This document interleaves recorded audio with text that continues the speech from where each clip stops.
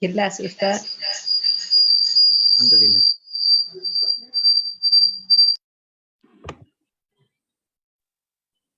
Jelas Ustaz. Baik. Terima kasih atas respon.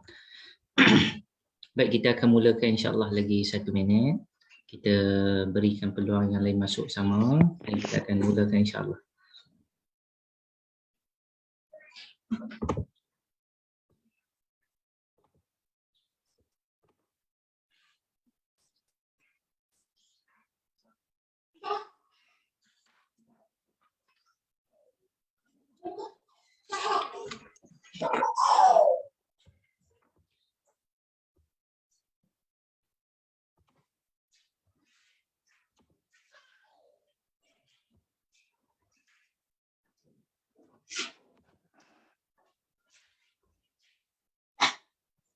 Baik, bismillahirrahmanirrahim.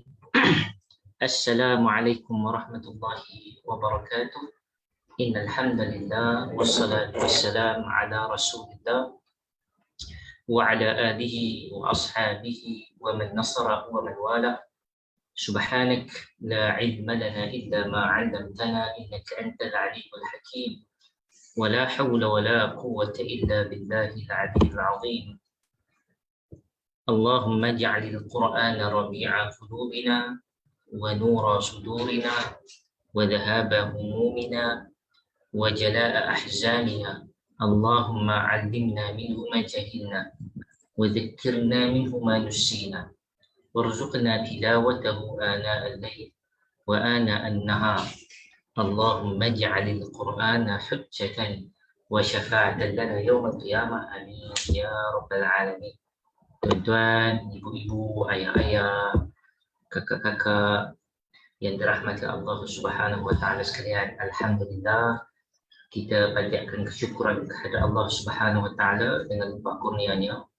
Kita diberikan kesempatan untuk meneruskan pengajian kita masuk siri yang terakhir, siri yang keempat, kisah tentang Nabi Musa alaihi salam.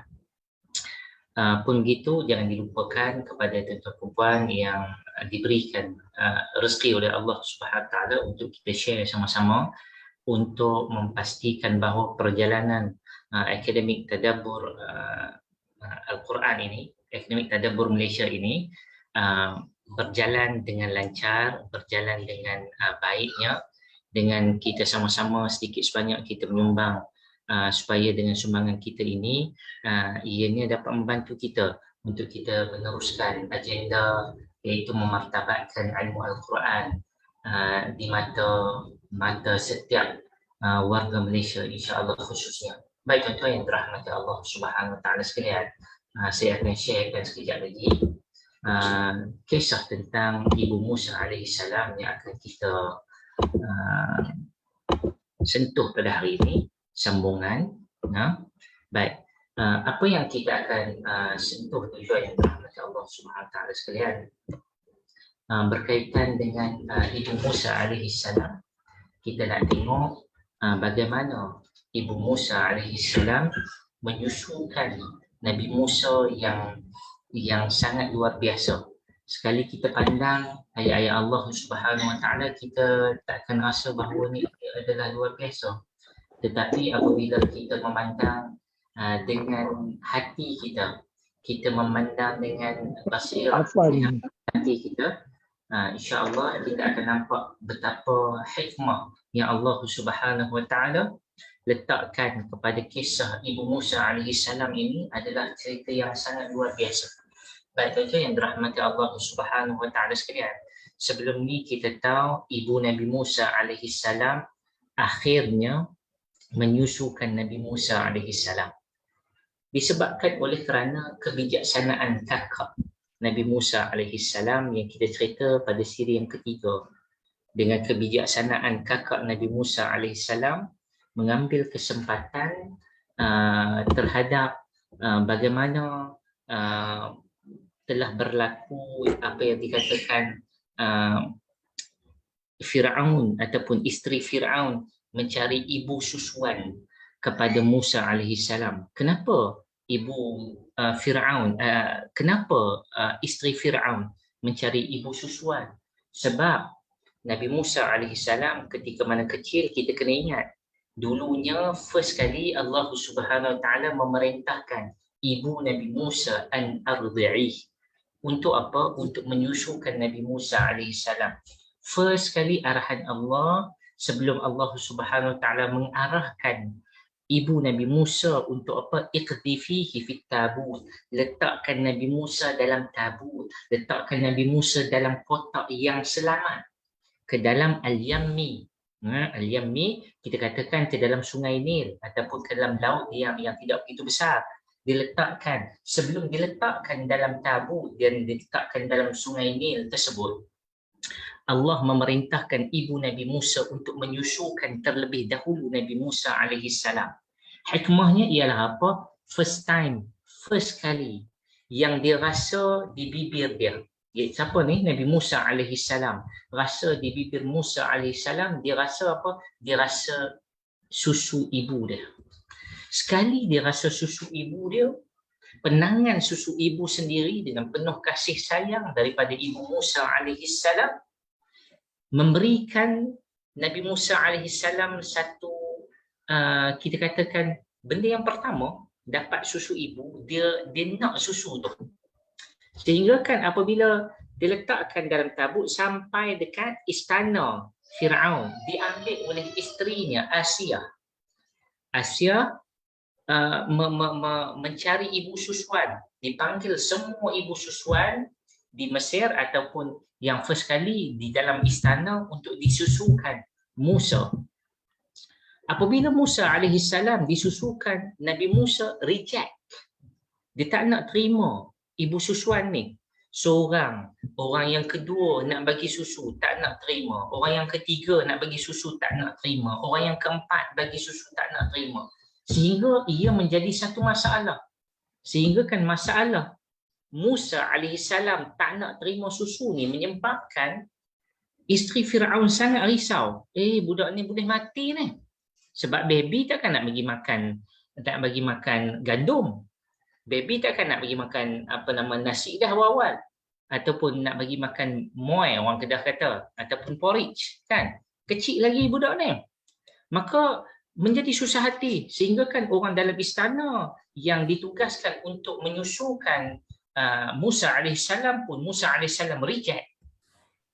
Maka mereka telah mengeluarkan pekeliling, kita mesti menyebarkan berita ni bahawa kita nak ibu susuan. Maka ramailah datang untuk menyusukan, sebab ialah mereka menganggap ia adalah anak raja, iaitu Nabi Musa alaihissalam diambil oleh isteri Firaun, Asia, dan ia adalah keluarga diraja, keluarga Firaun. Kalau keluarkan arahan, semua orang berpusu-pusu nak, sebab akan dibayar upah sebagai ibu susuan. Ini adalah kerajaan Firaun, kerajaan yang paling hebatnya ada pada waktu tersebut. Maka seorang demi seorang pun di-reject, sehingga dikeluarkan pekeliling tersebut. Bila dikeluarkan pekeliling, inilah masa yang ditunggu-tunggu oleh kakak Musa alaihissalam. Dia tanya, nak tak aku tunjuk kepada kamu satu rumah yang mana dalam rumah tu ada orang boleh menyusukan dengan penuh kasih sayang. Baik. Tawaran ini ketika mana orang lain semua di-reject susunya oleh Musa alaihissalam, menyebabkan akhirnya mereka mencuba. Cubaan akhirnya berjaya, iaitu Nabi Musa alaihissalam diaturkan oleh Allah Subhanahu wa taala. Akhirnya Nabi Musa kembali ke pangkuan ibunya, menyusu dengan susu ibunya yang pertama tadi, dia menerima susuan tersebut. Maka semua orang gembira. Keluarga Firaun gembira. Dan sudah pasti orang yang paling happy sekali adalah ibu kepada Musa alaihissalam. Dalam riwayat sebut nama Yukabat. Ibu Nabi Musa alaihissalam. So kita tengok apa yang luar biasanya ibu Nabi Musa alaihissalam menyusukan dengan cara yang luar biasa. Susu macam mana yang luar biasa? Apa yang dimaksud? Cara susuan kah? Oh tidak. Yang kita bincangkan ni, kita perlu melihat bagaimana Allah Subhanahu wa taala mengaturkan apa yang dikatakan perjalanan hidup Nabi Musa alaihi salam sangat luar biasa, dalam keadaan yang sangat luar biasa. Kita tahu akhirnya ibu Nabi Musa alaihi salam menyusukan anak dia sendiri. Setelah mana Allah Subhanahu Wa Taala mengarahkan, mengilhamkan kepada ibu Nabi Musa dalam bentuk arahan supaya buat arahan tersebut. Dan Allah Subhanahu Wa Taala berjanji untuk kembalikan, radduhu ilaik. Allah Taala kata apa? Kami akan kembalikan kepada kamu wahai ibu Musa. Janji, proceed, apa yang aku arahkan, do. Buat saja. No? La tahzani wala takhafi. Allah Ta'ala kata apa? Jangan kamu sedih. Jangan kamu bimbang. Jangan kamu takut. Kami akan kembalikan Musa alaihissalam. Baik tuan-tuan yang dirahmati Allah Subhanahu Wa Ta'ala. Dan sekarang Allah Subhanahu Wa Ta'ala, Inna Allah la yukhliful mi'ad. Allah Subhanahu Wa Ta'ala tidak sesekali akan tidak menepati janjinya. Allah mengutai janji Allah. Maha mengutai janji. Maka ibu Nabi Musa akhirnya dapat kembali Musa alaihissalam dalam keadaan yang luar biasa. Apa yang dalam keadaan yang luar biasa? Kena ingat, ibu Nabi Musa alaihissalam sendiri menyusukan Musa alaihissalam tanpa paksaan. Menyusukan dengan begitu mudah. Sebab kita kena tengok sebelum ini, sebelum sampai ke ibu Nabi Musa alaihissalam, ibu-ibu susuan yang diarahkan oleh isteri Fir'aun, oleh keluarga Fir'aun untuk menyusukan Musa, semuanya dipaksa untuk bagi susu dekat Musa alaihissalam. Semuanya kena reject. Semuanya buat di atas arahan. Tetapi ibu Musa alaihissalam menyusukan Nabi Musa di atas tawaran yang diberikan oleh kakaknya. Apa yang diberikan tawaran oleh kakak Musa alaihissalam, itulah yang ada di dalam hati ibu Nabi Musa alaihissalam. So, ibu Nabi Musa menyusukan Nabi Musa alaihissalam tanpa paksaan, tanpa arahan, tetapi datang dalam bentuk penawaran. Mereka menawarkan diri mereka. Mereka ni ialah apa? Kakak Nabi Musa dan ibu Nabi Musa alaihissalam. Mudah akhirnya sampai kepada ibu Nabi Musa alaihissalam. Yang itu yang pertama. Yang kedua, bila kata ibu susuan, ibu susuan, kita kena tengok, akhirnya ibu sendiri yang diberikan tugasan oleh keluarga Fir'aun untuk menyusukan tanpa rasa takut, tanpa rasa risau, tanpa syakwa sangka. Sebab apa? Waktu tersebut, kita kena ingat, ibu Nabi Musa adalah seorang Bani Israel, wanita Bani Israel. Ibu Nabi Musa, wanita Bani Israel. Nabi Musa adalah Bani Israel. Sepatutnya Fir'aun dah lama bunuh dia. Tetapi kali ini Fir'aun tidak membunuh Musa alaihissalam. Fir'aun ketika mana dikembalikan kepada seorang ibu susuan Bani Israel. Adakah orang tak tahu itu adalah seorang ibu di kalangan Bani Israel? Orang tahu. Mereka tahu. Fir'aun, konco-konco dia tahu setiap rumah yang ada Bani Israel padanya. Tapi mereka tak tahu yang Musa itu akhirnya kembali kepada ibu dia, Bani Israel.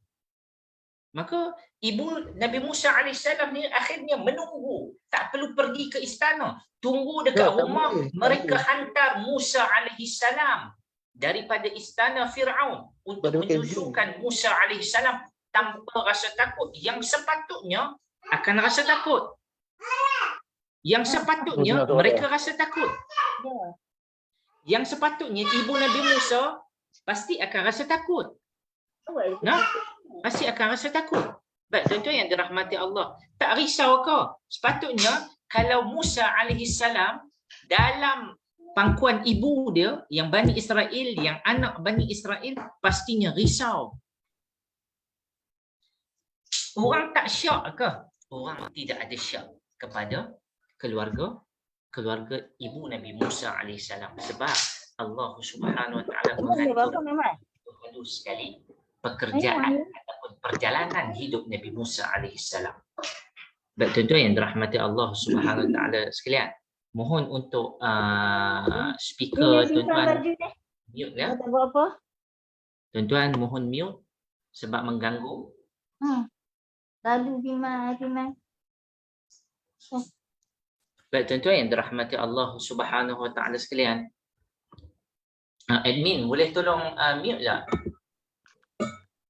Baik. Tuan-tuan yang dirahmati Allah Subhanahu Wa Taala sekalian. Yang ketiga kita tengok kerja ibu Nabi Musa alaihi salam ini adakah kerja sukarela?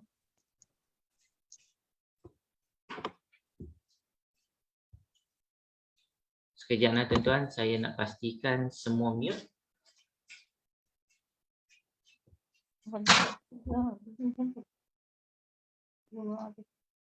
Macam mana saya nak buat semua mute je?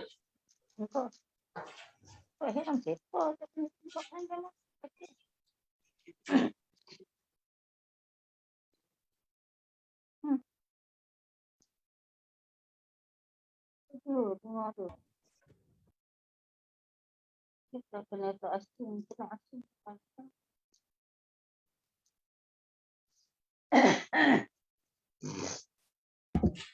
Baik tuan-tuan yang dirahmati Allah Subhanahu Wa Taala sekalian. Saya hilang poin sekejap lah. Baik. Yang ketiga, adakah kerja ibu Nabi Musa AS ni sukarela? Ya, ibu Nabi Musa AS bukan takat sukarela. Orang Kedah kata, suka tak mampu. Kan? Suka sungguh. Ibu Nabi Musa lah orang yang paling gembira apabila sekalipun dipaksa untuk menyusukan anak dia, dia akan susukan anak dia. Tuan-tuan yang dirahmati Allah Subhanahu Wa Taala, ibu susuan, bila kita kata ibu susuan yang diarahkan oleh keluarga Firaun untuk cari ibu susuan untuk susukan Musa alaihi salam, akhirnya ibu sendiri yang menyusukan. Apa kelebihan dia? Tuan-tuan, ia adalah arahan istana. Istana tak tahu pun yang itu ibu asal dia, itu adalah ibu kandung dia. Maka ibu Nabi Musa AS bukan sekadar menyusukan anak dia sendiri, menyusukan dalam keadaan tidak takut, dalam keadaan tak ada orang syak, dalam keadaan tidak risau, dalam keadaan sukarela, walaupun orang kata mungkin nampak dipaksa, tetapi kena ingat ibu Nabi Musa menyusukan anak dia sendiri dapat ganjaran daripada Firaun. Tuan-tuan, yang sepatutnya Firaun bunuh Musa, tapi akhirnya Firaun daripada kocek Firaun ataupun daripada duit Firaun ni, ganjaran telah dikeluarkan oleh Firaun bagi upah pula kepada bakal musuh dia untuk hidup. Bagi upah pula kepada ibu, kepada bakal musuh dia. Maka tuan-tuan yang dirahmati Allah Subhanahu Wa Taala, Firaun sedang membesarkan musuh dia pada waktu hadapan dengan memberikan upah kepada ibu Musa alaihi salam untuk menyusukan Musa. Alangkah untungnya Musa alaihi salam. Alangkah untungnya ibu Musa alaihi salam menyusukan anak sendiri dapat upah pula tu. Tak pernah dibuat orang. Orang luar yang tolong bayar upah untuk ibu Nabi Musa alaihi salam untuk menyusukan anak sendiri. Baik tuan-tuan yang dirahmati Allah Subhanahu Wa Taala. Itu yang ketiga. Apa yang luar biasa lagi? Kita kena bayangkan ketika mana semua manusia menerima arahan daripada Firaun dengan penuh rasa takut sebab Firaun ni orang yang zalim. Firaun ni sangat menakutkan. Siapa yang tak ikut arahan dibunuh, siapa yang tak ikut arahan diseksa. Tetapi sebaliknya berlaku pada ibu Nabi Musa. Walaupun diarahkan, ia adalah perkara yang menggembirakan. Berbeza dengan ibu Nabi Musa AS sebagai manusia yang paling bahagia menyusukan anak sendiri di atas arahan ataupun paksaan Firaun.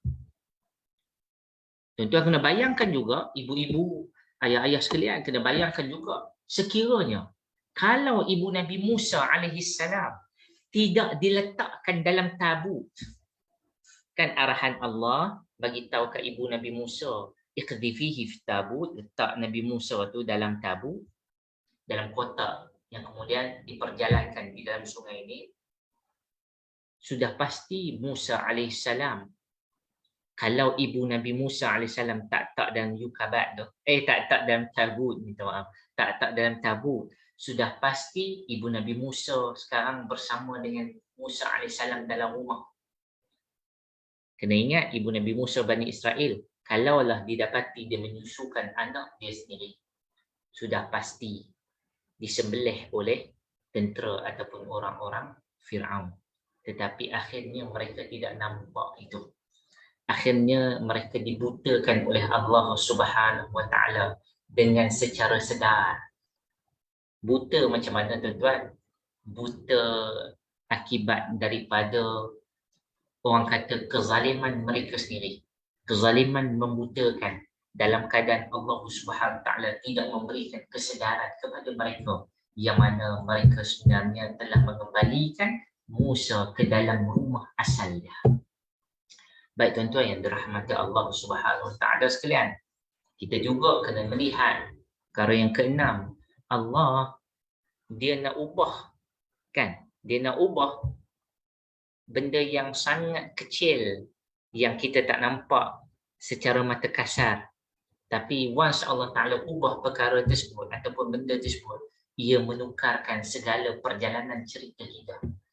Ia menukarkan segala perjalanan cerita Musa alaihissalam. Tentu yang dirahmati Allah Subhanahu Wa Ta'ala. Allah hanya ubah satu benda yang paling penting dalam diri manusia. Dalam kes ni, Allah ubah siapa? Allah ubah hati Asia. Allah ubah satu je. Allah ubah hati. Qalbun. Allah telah mengubah hati Asia daripada menjadi benci kepada cinta dan sayang kepada anak lelaki seorang Bani Israel. Siapa yang boleh ubah tuan-tuan hati ni? Allah sahaja yang boleh mengubah hati manusia. Dan Allah Subhanahu Wa Taala memegang hati Asia hanya dengan menukarkan hati. Jalan cerita menjadi berbeza. Jalan cerita menjadi berbeza, tuan-tuan. Perkara yang sangat halus. Allah Ta'ala pegang hati manusia. Dengan hati tersebut, tuan-tuan, segalanya boleh berlaku. Segalanya boleh bertukar dengan sekelip mata. Baik tuan-tuan yang dirahmati Allah Subhanahu Wa Ta'ala. Hadis yang diriwayatkan oleh Anas bin Malik menunjukkan kepada kita bahawa hati ini adalah perkara yang di luar kawalan kita. Dan hati ini Allah Ta'ala nak bagi tahu diselitkan dalam surah ini ataupun dalam kisah ibu Nabi Musa alaihissalam dan dalam kisah Asia telah memberikan kepada kita impact. Kita nampak macam biasa. Tetapi Allah Subhanahu Ta'ala sebenarnya nak bagi tahu kepada kita dengan sangat halus bahawa aku menukarkan cerita ini kepada cerita yang indah dengan hanya menukarkan apa yang tidak mampu ditukar oleh manusia, iaitu hati. Sebab itu Nabi sallallahu alaihi wasallam banyak kali dalam sehari semalam Nabi sallallahu alaihi wasallam pastinya akan berdoa. Seperti mana hadis Nabi sallallahu alaihi wasallam yang diriwayatkan daripada Anas bin Malik. Kana Rasulullah sallallahu alaihi wasallam yukthiru an yaqul ya muqallibal qulub thabbit qalbi ala dinik. Nabi sallallahu alaihi wasallam kata Anas bin Malik yukthiru an yaqula. Nabi sallallahu alaihi wasallam sentiasa dalam sehari-hari sentiasa banyak kali berdoa kepada Allah, ya muqallibal qulub tsabbit qalbi ala dinik. Nabi SAW kata apa? Ya muqallibal qulub, wahai zat yang membolak-balikkan hati ini, teguhkanlah hatiku. Tsabbit qalbi. Tsabbit qalbi, teguhkan, kuatkan, tetapkan hati aku ala dinik, di atas agama kamu. Baik tuan-tuan yang dirahmati Allah Subhanahu Wa Taala.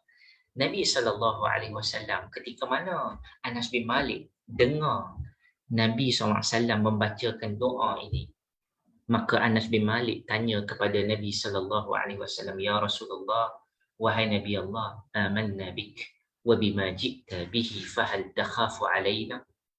Anas bin Malik tanya, wahai Rasulullah, kami beriman kepadamu dan kepada apa yang engkau bawa kami beriman. Lalu, kenapa engkau ya Rasulullah takhafu alaina? Apakah engkau rasa benda yang engkau risau apabila tengok keadaan kami? Nabi SAW kata apa? Naam. Nabi kata, ya, engkau beriman. Cuma Nabi kata, innal qulub baina usbu'ain min asabi'illah yuqallibuha kaifa yasha. Nabi SAW menggambarkan kepada kita bahawa hati ni Allah Ta'ala pegang. Nabi kata apa? Wahai Anas, kerana sesungguhnya hati manusia ini bukan berada di dalam genggaman kita, bukan berada dalam genggaman aku, tetapi hati ini baina usbu'aini min asabi'illah, kerana hati manusia berada di dalam genggaman kekuasaan Allah Subhanahu wa taala. Yuqallibuha kaifa yasha. Allah Subhanahu wa taala boleh membolak-balikkan mengikut kehendak sesuka hati Allah Subhanahu wa taala. Maksudnya apa dia tuan-tuan? Allah Taala nak bagi tahu kepada kita bahawa hati manusia ni Allah Subhanahu wa taala akan Allah Subhanahu wa taala yang pegang. Baik. Menarik apabila salah seorang daripada kakak kita ni share, dia kata berdasarkan pengalaman, dia kata menyusu dalam keadaan stres, menyusu dalam keadaan tidak stres membantu production susu. Stres akan mengganggu production. Keadaan ibu Nabi Musa AS menyusu Nabi Musa dalam keadaan tenang, tidak takut, pasti membantu production susu ibu. Ya, tadi kita berbicara tentang takut. Orang yang diarahkan untuk menyusu, dengar saja nama Firaun, keluarga Firaun pastilah takut. Sebab mereka diberikan tanggungjawab yang besar oleh keluarga diraja Firaun. Sudah pasti macam-macam ada dalam kepala mereka, macam mana kalau kami gagal dan sebagainya. Tetapi betapa ibu Nabi Musa AS, Allah Subhanahu Taala kan telah memberikan ilham bahawa Allah Taala akan kembalikan, dan ibu Nabi Musa dalam keadaan sangat bersedia untuk menerima Musa AS. Dan akhirnya Nabi Musa AS dihantar oleh keluarga Firaun ataupun atas arahan keluarga Firaun untuk menyusu di rumah ibu Nabi Musa, menyusu di rumah dia sendiri, menyusu di tempat yang dilahirkan Musa AS sendiri, dan menyusu anak dia sendiri dalam keadaan yang sangat happy. Bak kata Kak Syuhada tadi, lagi happy, lagi banyak production susu. Dan itu adalah di antara mukjizat yang Allah Subhanahu Wa Taala berikan kepada ibu Nabi Musa AS. Baik tuan-tuan yang dirahmati Allah Subhanahu Wa Taala. Kita pergi kepada poin yang ketujuh, kehendak Allah Subhanahu Wa Taala. Cerita ini cerita tentang di antara kehendak Allah dan di antara kehendak Firaun. Baina iradatillah wa iradati Firaun. Allah nakkan Musa AS kembali ke rumah Nabi Musa, iaitu kembali kepada ibu dia.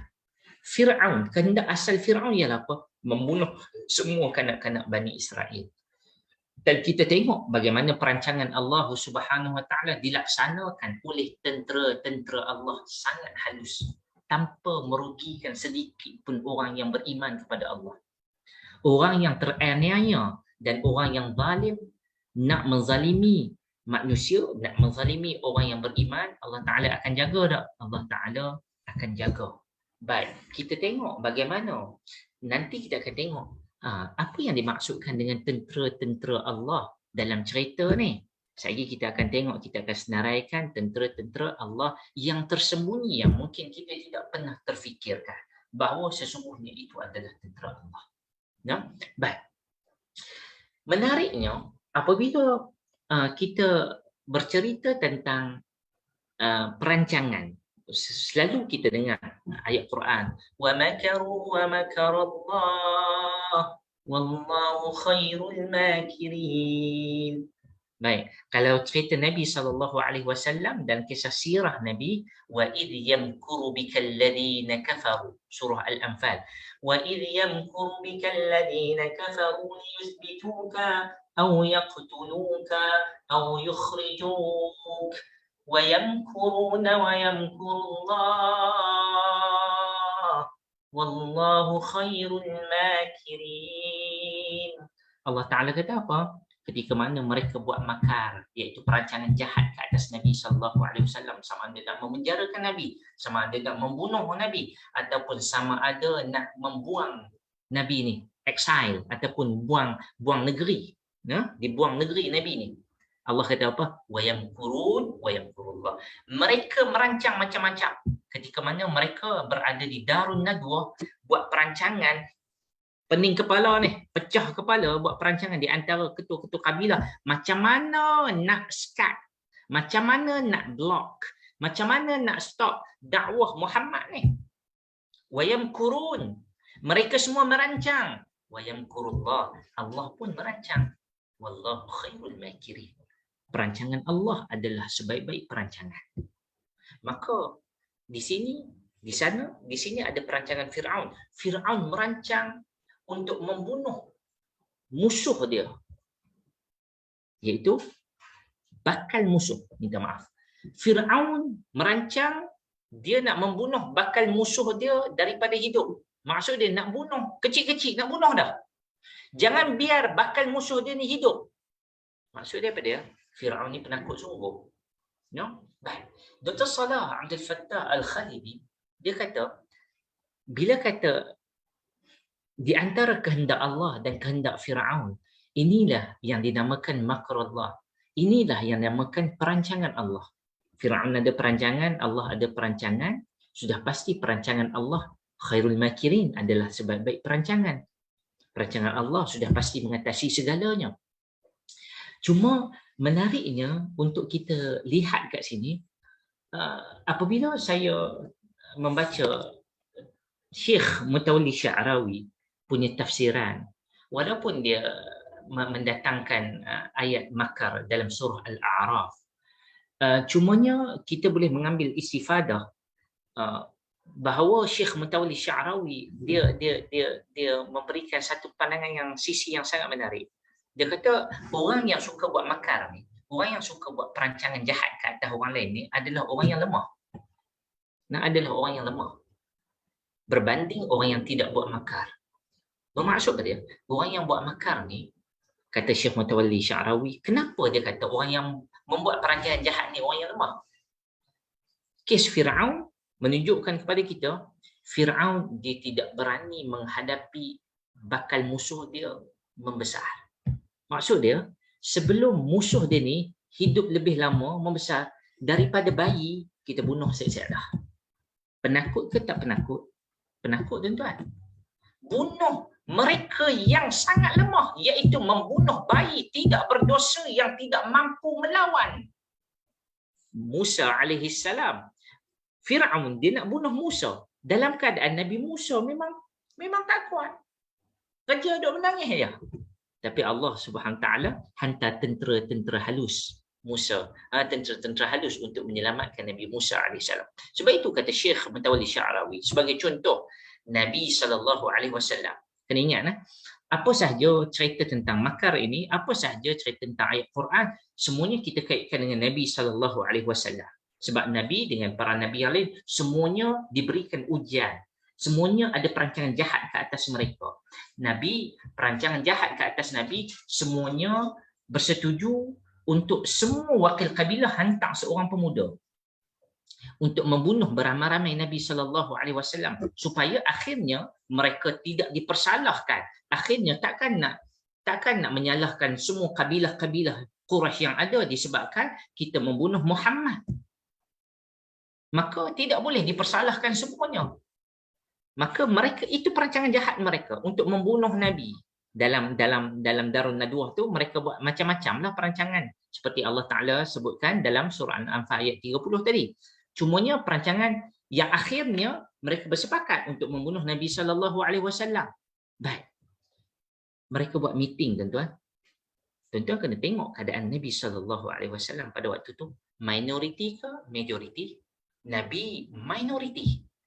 Keadaan di Mekah, tidak mengizinkan, Allah tidak mengizinkan untuk Nabi SAW berperang, melihat kepada keadaan Nabi, melihatkan keadaan para sahabat yang tertindas, minoriti, tak mampu lawan, tidak ada senjata, sehinggalah berlaku perang Badar 15 tahun selepas Nabi dakwah baru Allah benarkan. Menunjukkan kepada kita Nabi tidak ada kekuatan fizikal untuk melawan mereka. Maka dalam keadaan Nabi lemah begitu, tidak ada ketenteraan tidak ada bersama dengan Nabi sallallahu alaihi wasallam. Mereka mampu tak untuk membunuh direct Nabi? Mampu saja. Tapi mereka terpaksa buat apa? Terpaksa buat meeting beramai-ramai. Sebab apa? Mereka takut kepada Nabi sallallahu alaihi wasallam, takut kepada pengaruh Nabi sallallahu alaihi wasallam. Padahal kalau orang yang berani, dia akan pergi berhadapan. Dia akan pergi muqabalah, berhadapan. Apabila dia berhadapan, nak bunuh, lawan one by one to one.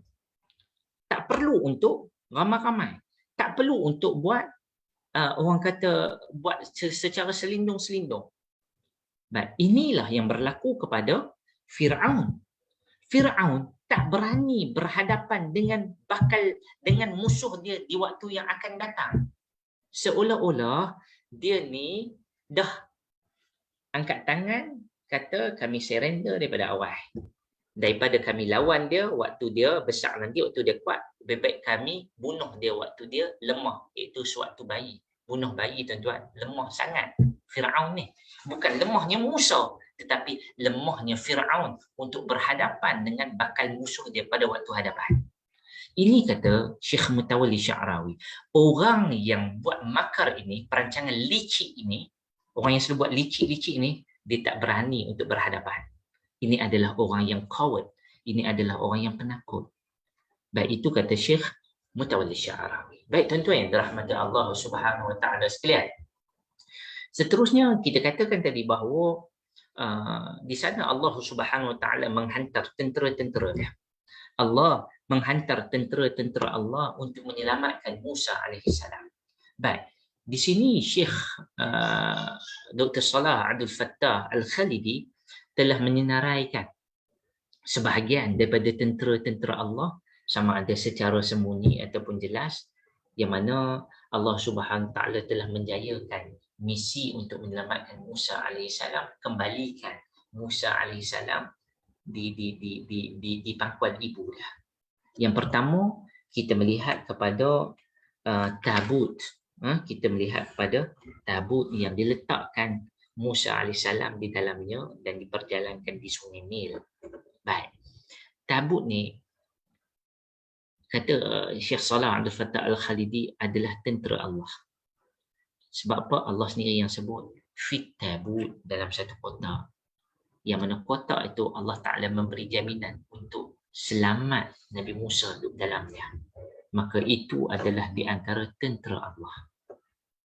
Itu di antara tentera Allah. Tabuk juga ada dalam cerita yang kita pernah sebut sebelum ni, cerita tentang Talut dan Jalut. Talut diberikan apa Bani Israel pada waktu itu, diberikan tabut yang ada padanya, kata jumhur mufassirin, yang ada padanya barang-barang tinggalan Nabi Musa alaihissalam dan Nabi Harun alaihissalam yang menguatkan mereka. Ia adalah daripada Allah Subhanahu wa taala.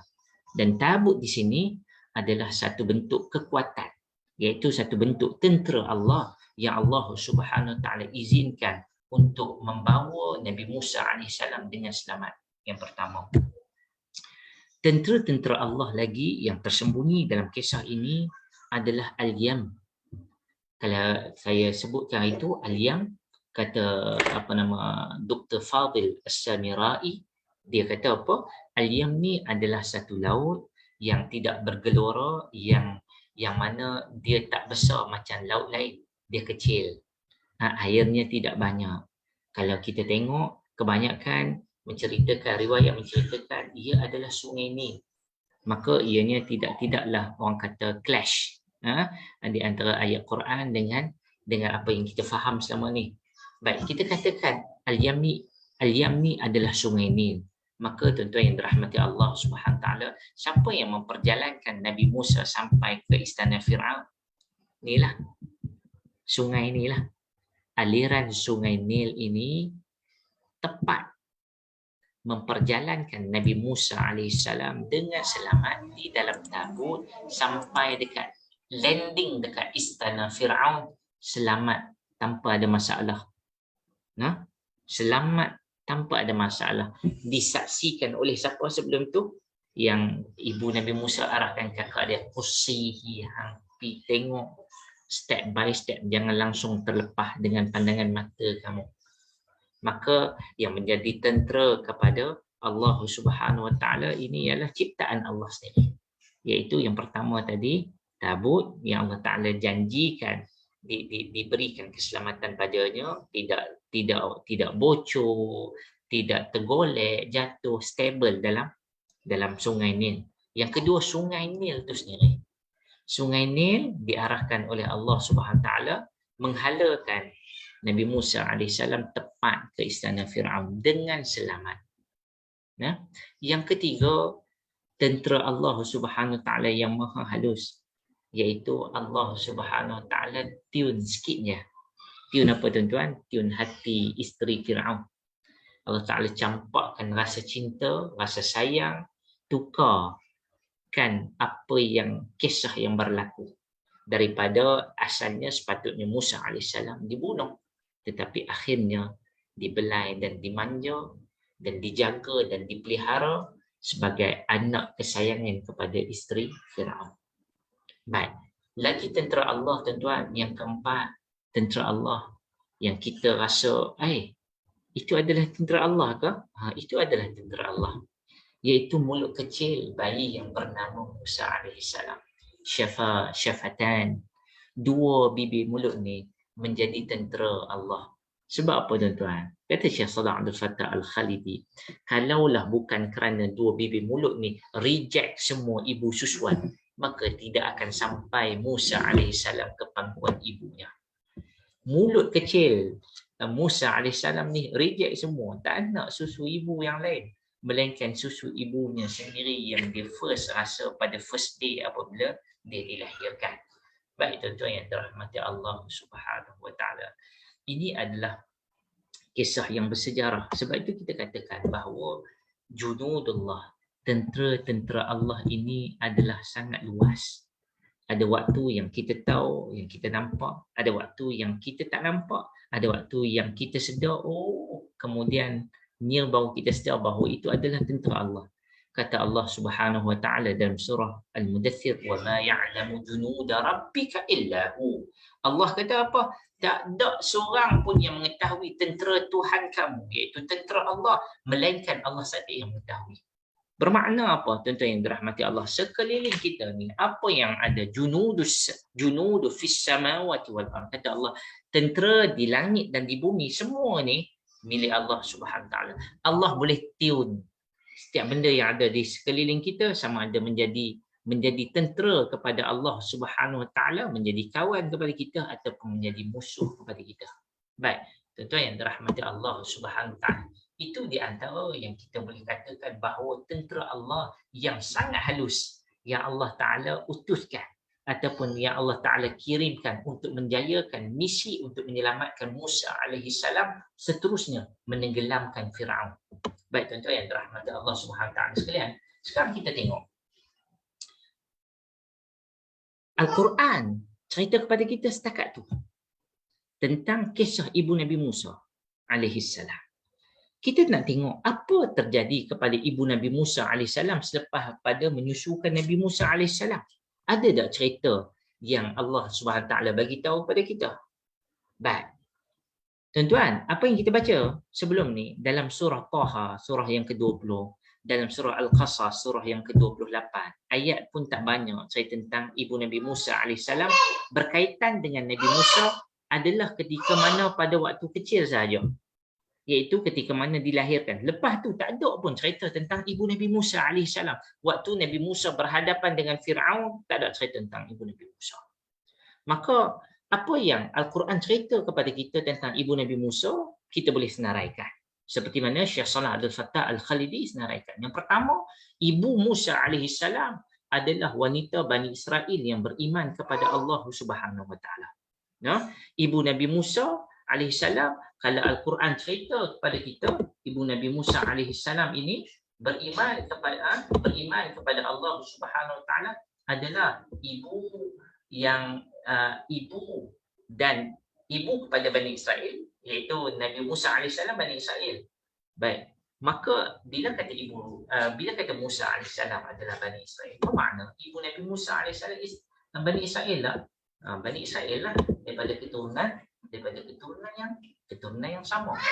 Yang kedua, tentu yang dirahmati Allah Subhanahu taala, apa yang kita dapat tahu pada Quran cerita kepada kita, suami kepada ibunya, iaitu suami kepada ibu Nabi Musa alaihissalam juga adalah di kalangan Bani Israel. Dua-dua Bani Israel.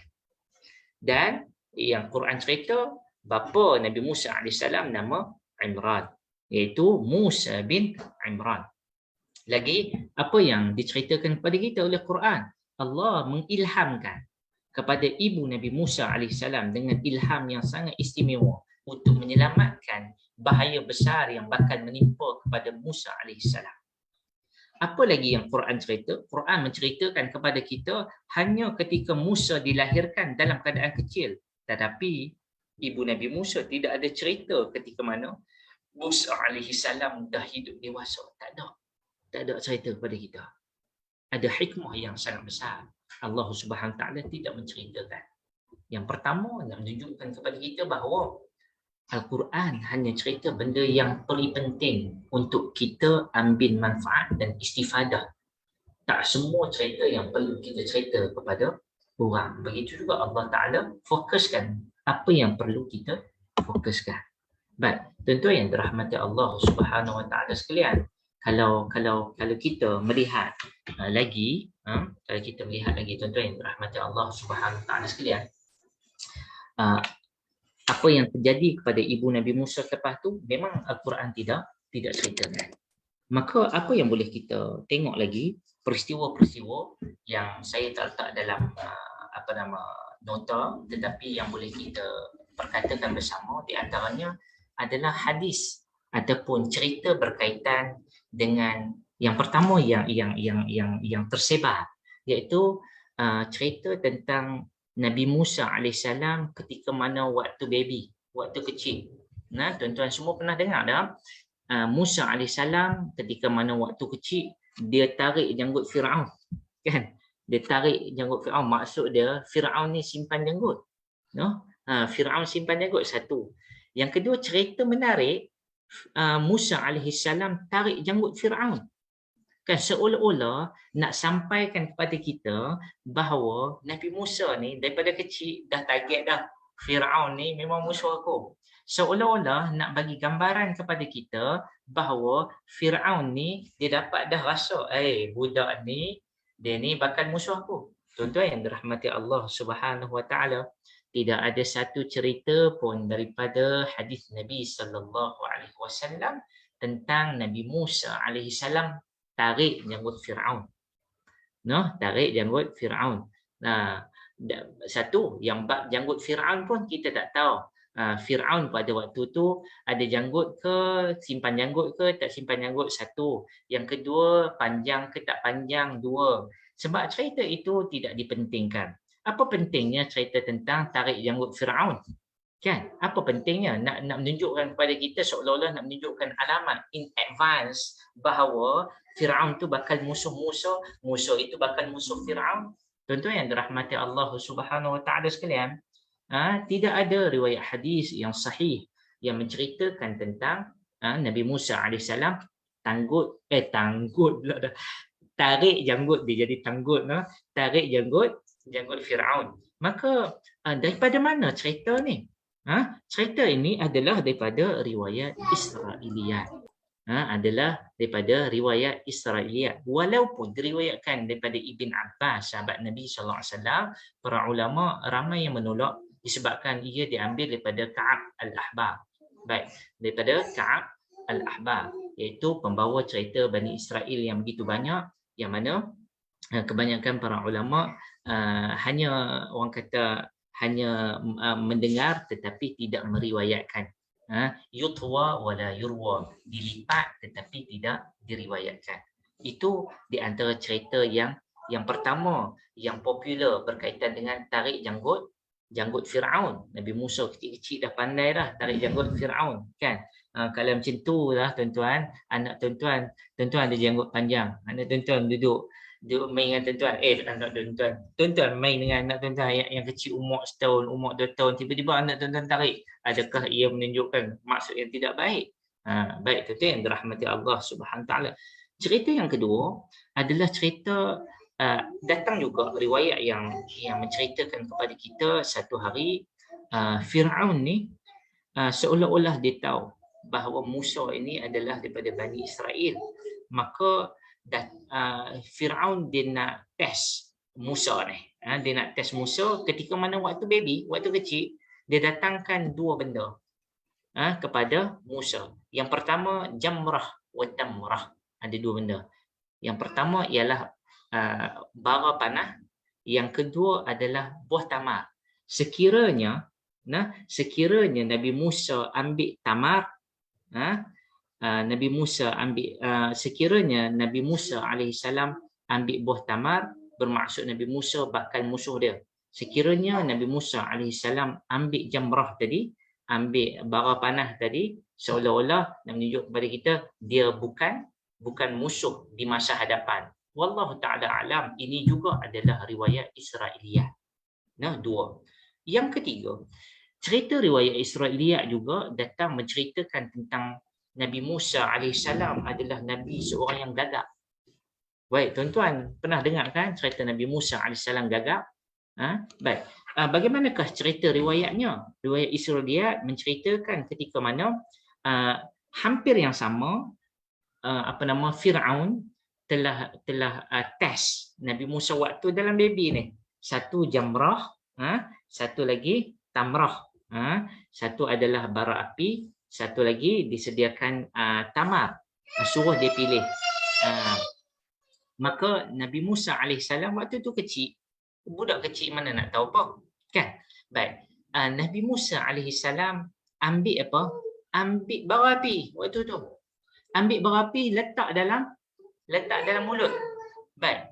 Yang ni riwayat Israiliyat tuan-tuan, ni riwayat Israiliyat, sehingga kan lekat bekas dekat lidah, menjadikan Nabi Musa alaihissalam jadi laghatah. Maksud dia penuturan dia ada bermasalah, menyebabkan seolah-olah macam gagap begitu. Tuan-tuan, jika difikirkan secara logik, baby ambil bara api panas, tak sempat masuk mulut tuan-tuan, lepas dulu. Sembang macam tu lah. Lepas dulu sebelum masuk mulut. Ni ambil panas-panas, baby ni boleh masuk pula dalam mulut. Masuk dalam mulut, kemudian luka lah. Orang kata bara api, sehingga kan lidah ni terbakar lah. Maka itulah yang menyebabkan Nabi Musa alaihissalam jadi apa tuan-tuan? Nabi Musa alaihissalam jadi orang kata memberikan kesan kepada percakapan Nabi Musa alaihissalam, sehingga kan ada para ulama ataupun para ahli sejarawan yang menyatakan bahawa itulah yang menyebabkan Nabi Musa alaihissalam menjadi seorang yang taradud, ataupun seorang yang apabila berbicara dia tidak yakin. Satu, berbicara dia, kita kata apa, cakap tak ni gagap. Ada orang belakang saya beritahu gagap. Baik, tuan-tuan yang dirahmati Allah Subhanahu Taala, adakah Nabi Musa alaihissalam gagap? Kan banyak cerita yang tidak sahih yang kita selalu mendengar dan kita meriwayatkan, kita menyatakan bahawa Nabi Musa alaihissalam adalah gagap. Baik, maka para ulama menolak riwayat ini. Ini adalah kesalahfahaman. Yang pertama, ini riwayat makan bara api ni adalah riwayat Israiliyat, dan riwayat ini kita tolak 100%. Tak betul. Yang menyebabkan dia jadi macam tu.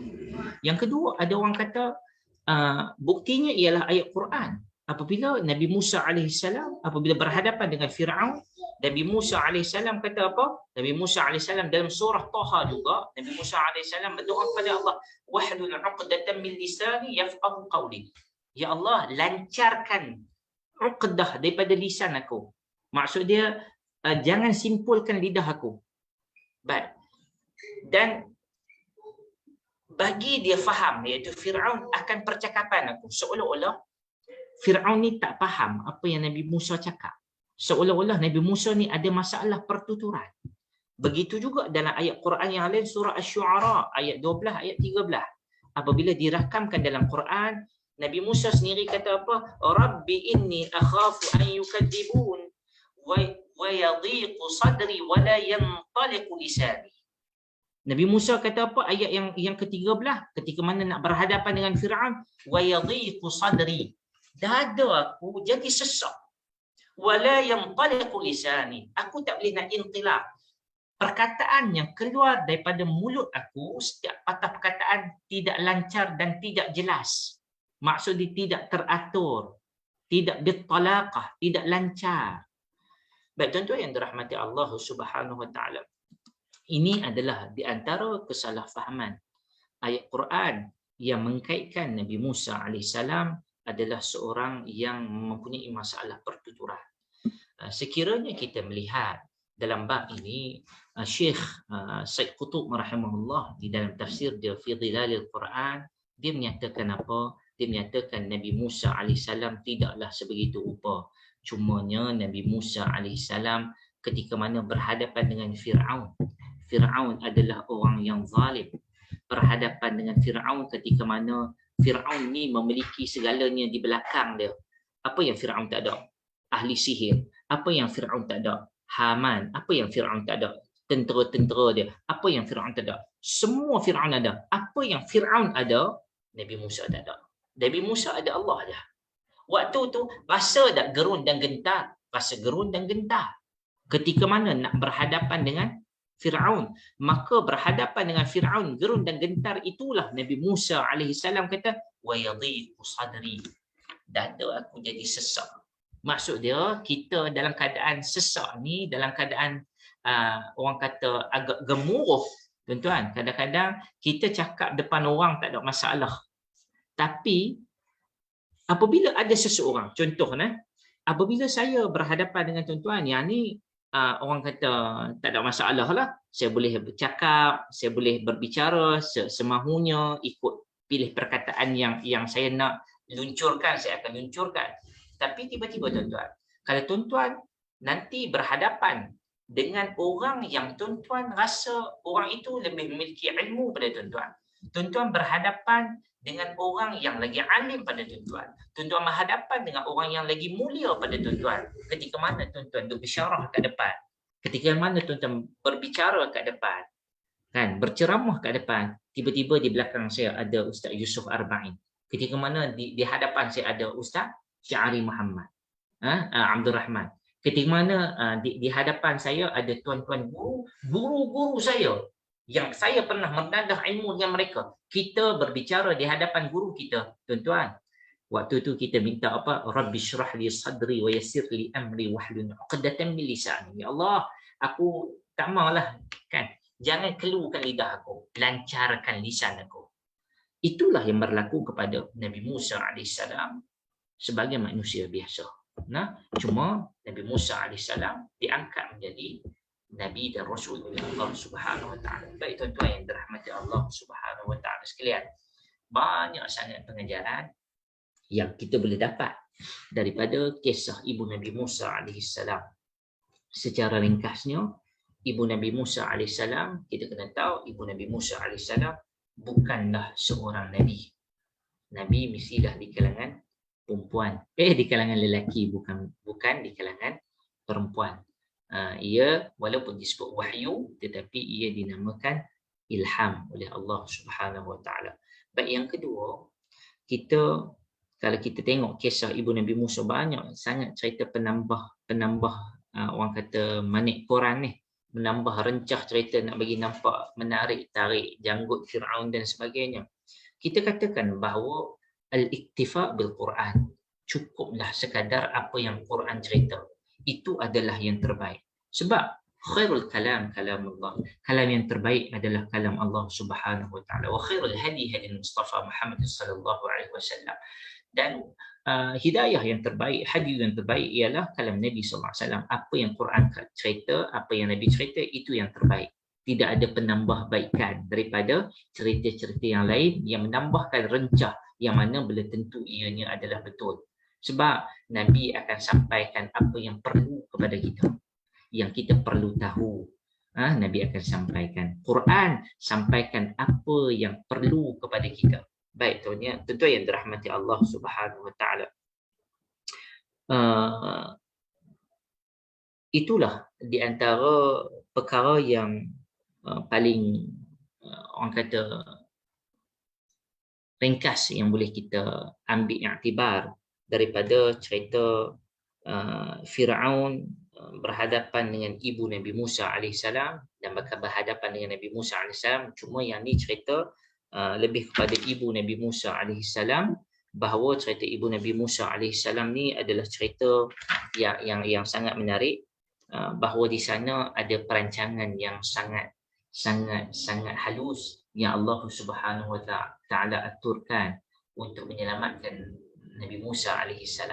Tentu yang dirahmati Allah, sebab apa Allah Ta'ala cerita kepada kita perancangan yang sangat detail kepada kita, yang mana Allah Ta'ala bagi tahu kat ibu Nabi Musa nak buat sekian. Allah Ta'ala nak bagi tahu satu je kepada kita, bahawa orang yang buat baik ataupun orang yang yakin kepada Allah Subhanahu Ta'ala, orang yang yakin kepada Allah Subhanahu Ta'ala, buat apa yang Allah Ta'ala suruh, tinggalkan apa yang Allah Ta'ala larang, pastinya Allah Ta'ala akan jaga dia. Tidak di dunia tetapi di hari akhirat. Yang kedua, yang seterusnya, tuan-tuan tengok bagaimana Nabi Musa AS, ibu dia, Allah Ta'ala bagi rezeki yang tidak disangka-sangka, barakah pada ibu Nabi Musa. Bukan sekadar dikembalikan Nabi Musa AS dalam keadaan yang sangat luar biasa, tetapi ibu Nabi Musa siap dapat upah lagi. Dan katakanlah, walaupun tidak diceritakan dalam Quran, Nabi Musa katakanlah disusukan oleh ibu Nabi Musa selama 2 tahun. Maksud dia 2 tahun tu dapat gaji free. Gaji free diberikan oleh musuh. Nah, bagaimana Allah Subhanahu Ta'ala mengaturkan cerita tersebut. Nah, mengaturkan perihal tersebut. Nah, seterusnya kita melihat bagaimana Allah Subhanahu Ta'ala memberikan ujian. Setiap orang ada ujian. Tuan-tuan ada ujian, saya ada ujian. Para Nabi sudah tentulah diuji oleh Allah Subhanahu Ta'ala.